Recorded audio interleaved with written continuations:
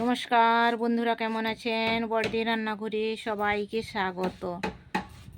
শুধু রান্না দেখলেই হবে, রান্না করে খেতে হবে, নইলে বড়দি রান্নাঘরে আসতে হবে, তবেই তো জানতে পারবেন বড়দি রান্নাঘরে রান্নার স্বাদ কীরকম।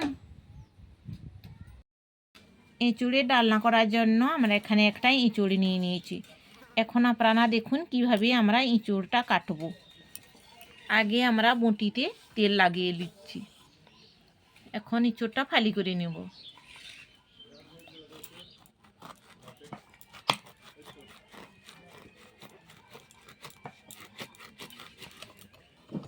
আর একটা ফালি করো। এখন যে আমরা এই যে ফালি করে নিলাম, ফালি করে নিতে এখান এঁচুড় থেকে একটা এই সাদা রঙের আঠা বের হচ্ছে। এই আঠাটা কিন্তু এখন জলের মতন। আঠাটা যখন বাতাসে শুকিয়ে যাবে তখন এটা আঠায় পরিণত হয়ে যাবে। এখন তাহলে আমরা এটা কি করব, এখন আমরা এটাকে জল দিয়ে ধুয়ে নেব, তাহলে কোনো রকম আঠা থাকবে না। এখন আমরা জল দিয়ে ধুয়ে নিচ্ছি। আমরা এখন এই দেখুন জলে ধুয়ে নিচ্ছি। এখানের মধ্যে আর কোনো রকম আঠা থাকবে না। আপনারাও এরকম জলের মধ্যে দিয়ে ধুয়ে নেবেন, তাহলে কোনো রকম আঠা থাকবে না। এখন আমরা জল থেকে তুলে কেটে নেব। আমি এঁচোড়টা কেটে নিয়েছি জলের মধ্যে। এই জলে কিন্তু আমি একটু হলুদ দিয়ে দিয়েছি। এঁচোড়টাকে আমি এখন কেটে পরিষ্কার করে ধুয়ে হাফ সিদ্ধ করে নিচ্ছি।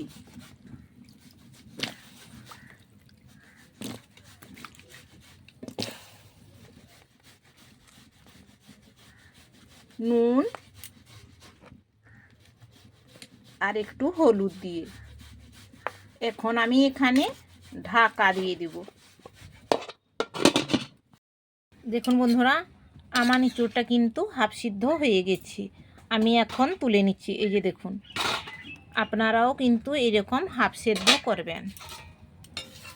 এর থেকে যদি বেশি সেদ্ধ হয়ে যায়, হাফ সিদ্ধ করে রান্নাটা করলে যেরকম টেস্ট হয়, বেশি সেদ্ধ হলে ওই রকম টেস্ট কিন্তু হবে না।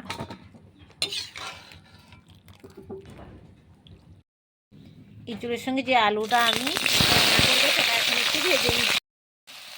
নুন, হলুদ,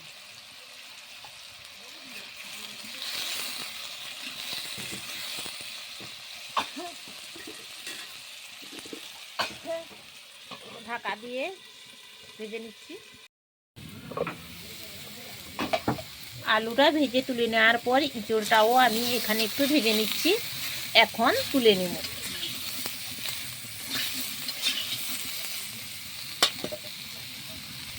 এঁচোড়ের ডালনার জন্য এটা আমি ফোড়ন দেবো। এখানে একটু দারুচিনি, এলাচ, শুকনো লঙ্কা, তেজপাতা নিয়ে নিয়েছি।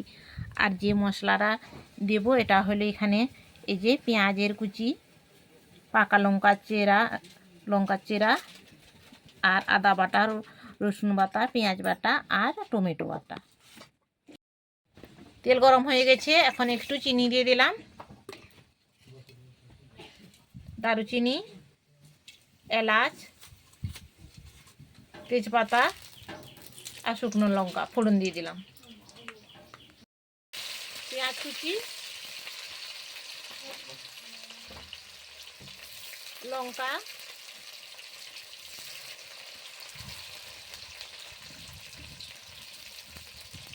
আদা বাটা, রসুন বাটা,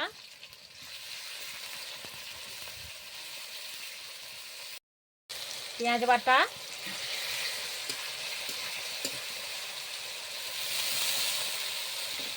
টমেটো বাটা সব একসঙ্গে ভালোভাবে ভেজে নেব। এখন মশলাটা ভাজা হয়ে গেছে। এখন এর মধ্যে হলুদ গুঁড়ো, লঙ্কার গুঁড়ো, জিরে গুঁড়ো, ধনে গুঁড়ো,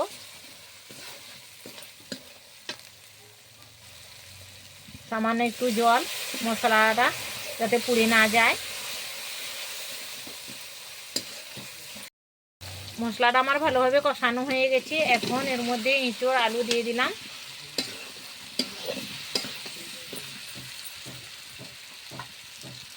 আর একটু জল দিয়ে দিলাম। এখন ঢাকা দিয়ে ভালোভাবে কষিয়ে নেব।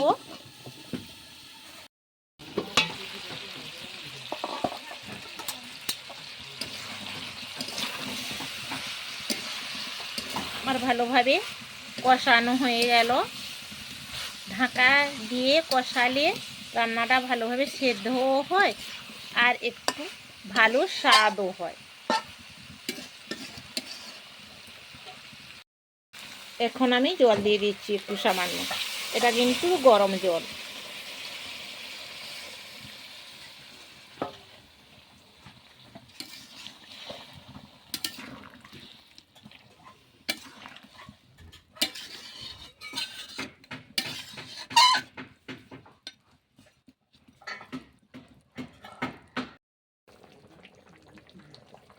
গরম মশলা, ধনেপাতা, ঘি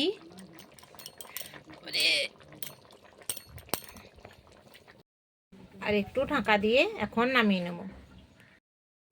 আশা করি আমার রান্নাটা আপনাদের ভালো লেগেছে। যদি ভালো লেগে থাকে একটা লাইক, কমেন্ট আর শেয়ার করে দিবেন আর একটা সাবস্ক্রাইব করে দিবেন এখনো পর্যন্ত যারা করেননি। একটু ঢাকা দেওয়ার পর নামিয়ে নিচ্ছি। বন্ধুরা ভালো থাকুন, সুস্থ থাকুন। এরপরের ভিডিওতে আবার দেখা হবে।